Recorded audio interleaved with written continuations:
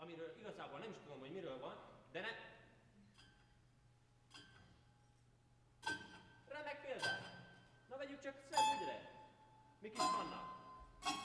Olyan dolgok, amikről igazából senki nem tud. Na már most, ha megnézzük ezt a...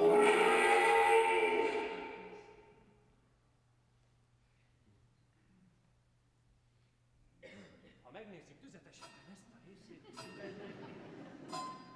akkor rájövünk arra, mozgálunk, hogy ez... Na már, amikor én